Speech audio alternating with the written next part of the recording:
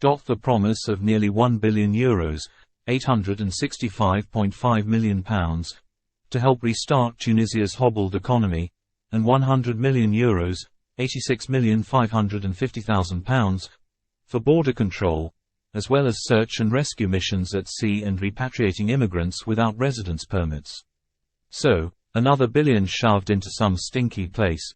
Some time ago, a friend of mine spent her vacation over there and told me that there was some weird smell all over the place. By now, the European Union. I want to reflect on the following strange question. Why is Europe has been continually drained of resources? I'll explain. Since around 16th century, the entire continent has been in a state of a continual war, either sending troops and ammo to the outskirts of Europe or some faraway places, or waging wars from local to the world ones, or both. Let's take only 2 centuries, the 19th and the 20th. Starting with the Civil War in France, later called the French Revolution, the continent plunged into continual conflicts, with the steamroller of destruction, that as a pendulum, was moving west-east and back, north-south and back, or performing some convoluted trajectories such as the Balkan Wars. Let's analyze. The so-called Napoleonic Wars actually involved the entire Europe, North America and, surprise, surprise, South America.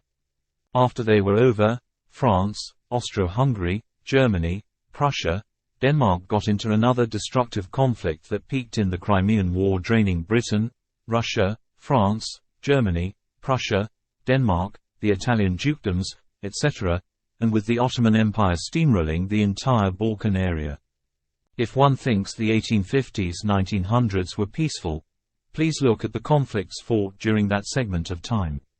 The 20th century continued the tradition, with the same Balkan powder keg, the Russo-Japanese conflict and the Chinese knot that involved Britain, Austro-Hungary, Germany, France and Russia.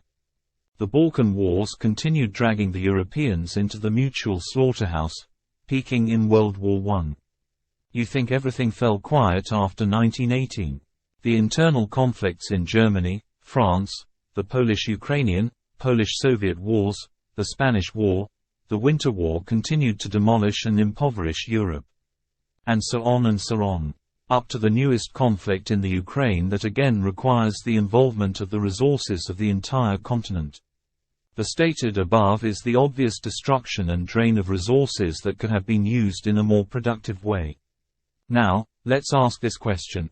What's the difference between a war and allocating €1 billion to help restart Tunisia's hobbled economy? Paying for all the migrants and their problems.